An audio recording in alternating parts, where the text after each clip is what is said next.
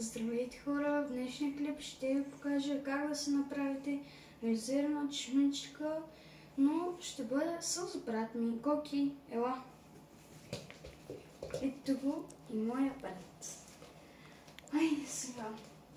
Ето това ще ни трябва шишето. Това чиксо, пергела да може да го направим дупка, ножицата ми е за чиксото, а химикала да направим май по-голяма дупка. А тук ми от лаптопа, дето качвам видеа. Да не казвам се преди, защото ще няколко. Значи тук трябва да направим дупчица. Не е толкова лесно. Ето така.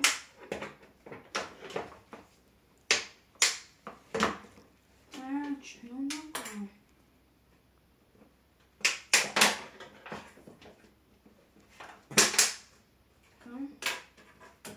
Не видим, дай сега. Две дупки трябва да направим.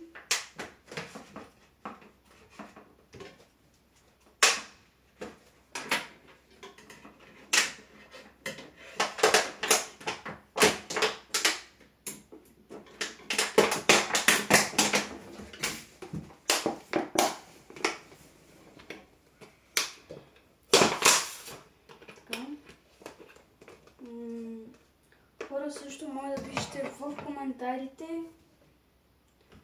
какви видеа да правя, защото се не знам и не ми идват идеи. И така ще ми е полезно, като се абонирате с камбанка, за да ме следите всеки ден, когато качвам видеа. Какво правите? нищо. Грея.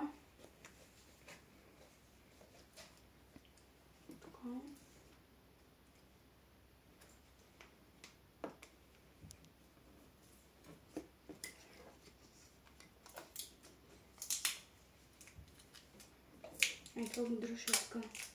Не, виж как съм го държа. Така. Държиш ли? Да.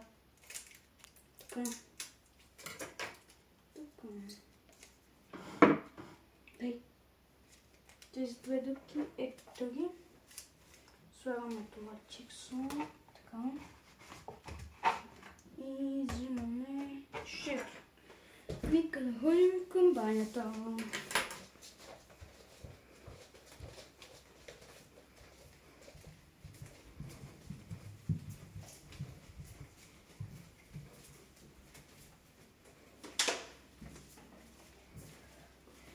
Ето е нашата баня. А сега това ще трябва да го пуснем. Само така водата да пуснем. Ето. Така ще е по-лесно. Това ще го напълним така.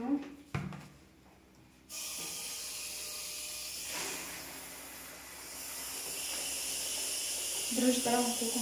Да. И капи. Нищо. Дръж. Хоп. Така е.